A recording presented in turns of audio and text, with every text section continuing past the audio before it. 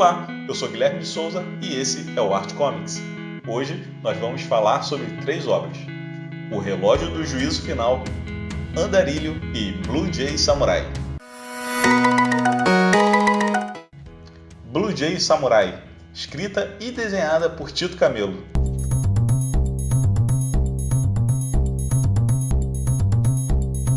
A HQ traz a história de um pássaro azul samurai, aprisionado em um mundo fantástico e enfrentando vários perigos para tentar conquistar sua liberdade.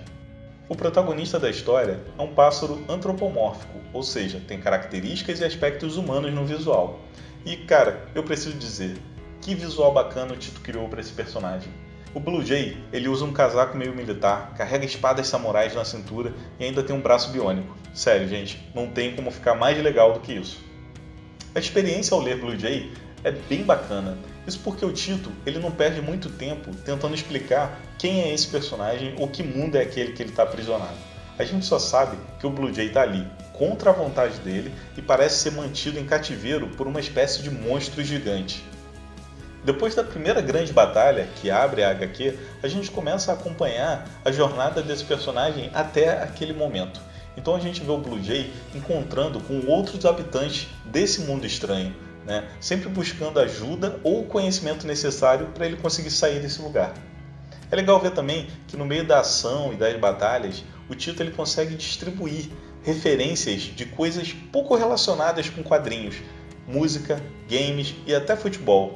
Outra coisa legal é o espaço que o autor consegue encontrar dentro da trama dele para discutir filosoficamente conceitos como liberdade e coragem. Mas o que mais me impressionou na obra foi o final. O Tito ele reserva uma grande revelação que faz o leitor reavaliar todos os elementos da história que ele viu até então. E se apenas isso não fosse suficiente para tornar essa HQ memorável, o Tito ele consegue deixar uma mensagem muito forte sobre conscientização ambiental.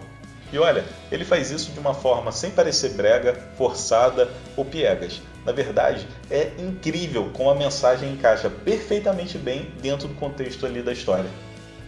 A arte do Tito é extremamente detalhada e muito dinâmica. É um traço bem autoral, com uma arte final muito bonita. Parte disso vem da mistura de estilos. Há elementos dos cómics americanos, mas a gente consegue perceber também muita influência do mangá, principalmente no uso incrível das linhas de ação e das belas rachuras que ele faz.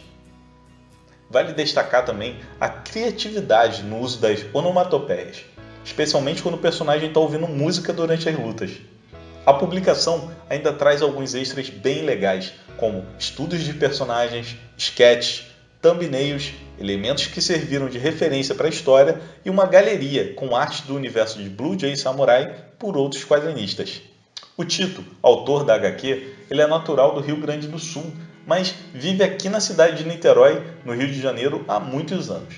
Ele faz parte da onda de grandes quadrinistas que vem surgindo na cidade aí na última década. Eu já acompanho o trabalho do Tito há muitos anos. Apesar do Blue Jay ser o primeiro trabalho solo dele, antes disso, o Tito publicava histórias curtas nas revistas do coletivo El Fanzine. Vale ressaltar que essas também são histórias incríveis com uma qualidade de roteiro e arte impressionante. Então, além de Blue Jay Samurai, se você tiver a chance de adquirir algum desses outros trabalhos, cara, não pensa 2 vezes, pega!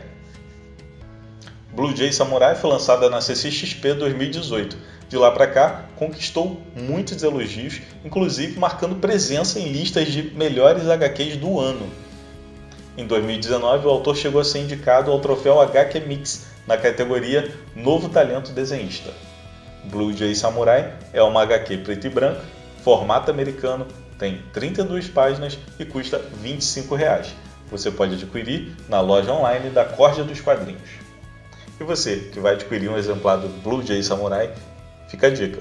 Quando for comprar, seja no site, seja diretamente com o autor em algum evento que você possa estar presente, peça um sketch ao artista. Sério, gente, olha que demais o Tito fez no meu exemplar. Cara, bacana demais, né? Curtiu o Blue Jay? Então, se liga nessas dicas de outras HQs protagonizadas por animais antropomórficos. Maus, de Art Spiegelman. Maus é um dos maiores clássicos dos quadrinhos. Nele, Art Spiegelman retrata as histórias que seu pai, um judeu polonês, viveu durante a Segunda Guerra Mundial. Uma obra tocante e muito premiada. Blacksad, de Juan Dias e Guarnido. Nos Estados Unidos da década de 50 vive Blacksad, um gato preto que trabalha como detetive particular, sempre se envolvendo em grandes mistérios. Fritz the Cat, de Robert Crumb. Uma das obras mais conhecidas e polêmicas do cenário underground da década de 60. Fritz é um gato que curte viver suas 9 vidas regadas a muito sexo e drogas. Em 1972, chegou a virar longa-metragem de animação, dirigido por Ralph Bakshi. Agora a gente vai falar de Andarilho, obra desenhada por Dan Verdura e escrita por Marcos Leopoldino. Andarilho conta a história de Lucas, um geógrafo cínico que trabalha com demarcação de terras na Amazônia. Depois de ter sido feito refém por alguns índios, Lucas se depara com um estranho bracelete que o transporta para um mundo mágico com seres fantásticos. Lucas então vai precisar escolher entre ficar nesse novo mundo e ajudar seus novos amigos ou continuar buscando o caminho para casa. De cara eu tenho que falar que essa é mais uma publicação do selo Risco. O selo Risco é um coletivo aqui de Niterói fundado pelos autores Marcos Leopoldino, Gabriel Calfa e Diego Porto. E por que eu estou falando da Risco?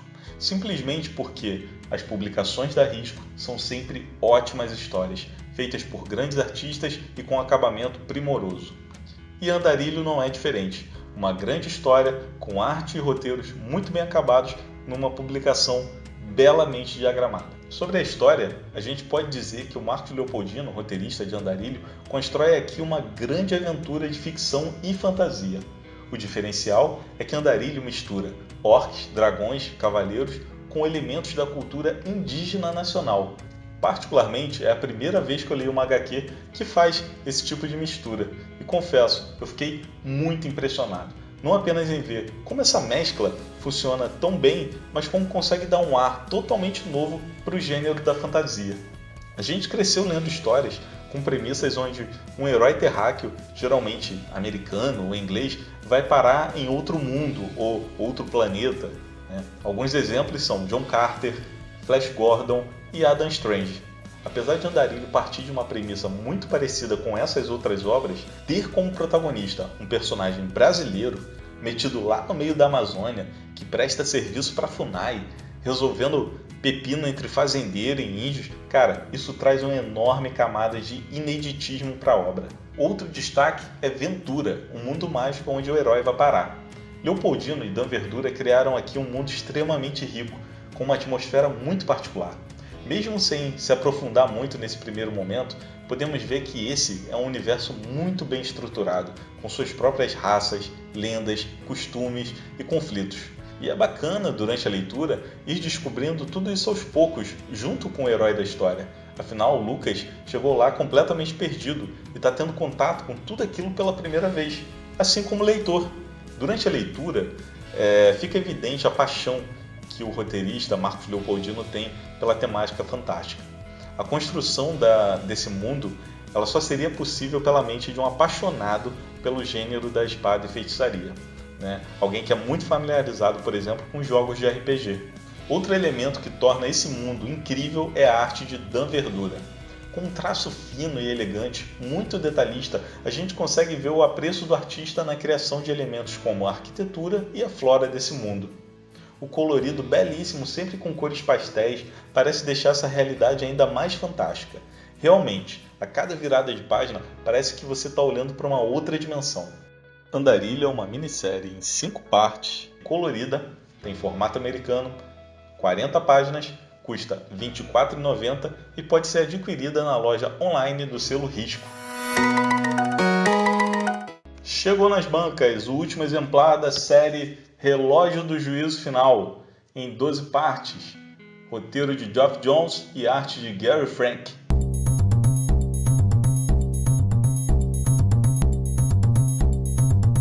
Se você não sabe do que trata, é uma série da DC Comics, onde eles reuniriam na mesma história os consagrados personagens da editora, como o Superman, o Batman, a Mulher Maravilha, com os personagens de Watchmen, a obra máxima de Alan Moore. Na história, Ozymandias percebe que o plano que ele executou lá no final de Watchmen falhou. A humanidade, mais uma vez, se encontra à beira de um apocalipse nuclear.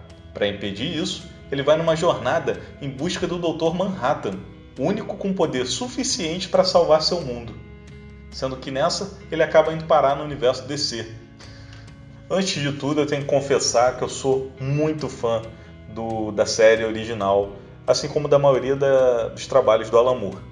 Ainda assim, nesse caso, eu acho que a DC demorou até tempo demais para resolver colocar os personagens mais consagrados dos cómics americanos ao lado dos personagens da graphic novel mais elogiada de todos os tempos, sendo que eles são todos da mesma editora, todos pertencem ali à DC, à Time Warner.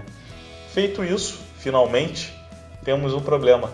A série não é boa. É um lixo? Também não.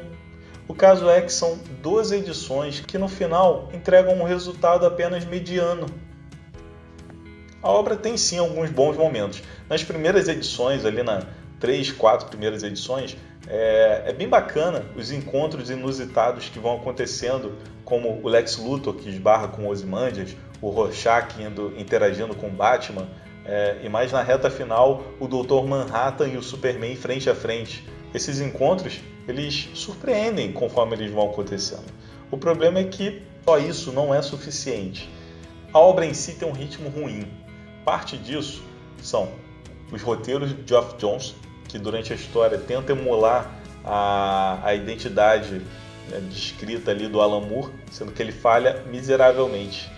E outro problema é o Gary Frank, que apesar de ser um ótimo artista, ele aqui na série está preso num esquema de 9 quadros por página, um grid que foi muito utilizado na obra original, mas que aqui o Gary Frank não sabe utilizar isso direito, a arte dele acaba sendo empobrecida e o ritmo da história acaba sendo arrastado.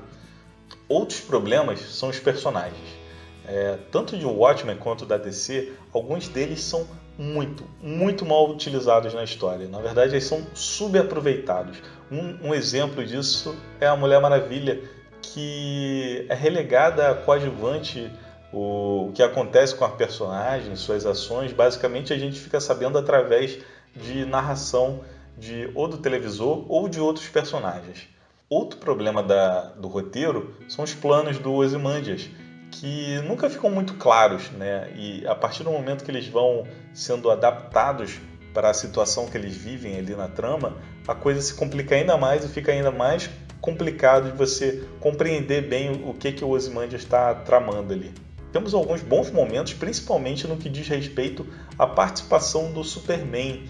O papel dele, não só para a trama, mas para todo o universo e multiverso DC, é muito bem trabalhado pelo Geoff Johns. Acho que para quem é fã do Homem de Aço, essa edição final pode soar até como uma homenagem ao kryptoniano. Ainda assim, nada disso é suficiente. Acho que a maioria dos leitores sabia que esse seria um projeto que dificilmente teria um peso para ser encarado como uma continuação de Watchmen. Eu só esperava que fosse divertido. Alguns momentos impactantes, parcerias inusitadas acontecendo de uma forma bem desenvolvida, enfim, não foi o caso. Meu veredito é que a DC não conseguiu criar uma história boa o suficiente para justificar a união desses dois universos. Como eu disse antes, não chega a ser o insulto que muitos esperavam, mas fica um gosto amargo de potencial desperdiçado aqui. E acabou. Eu espero que você tenha gostado. Fique atento ao canal. Em breve nós vamos ter novos vídeos com mais dicas de HQ aqui no Arte Comics.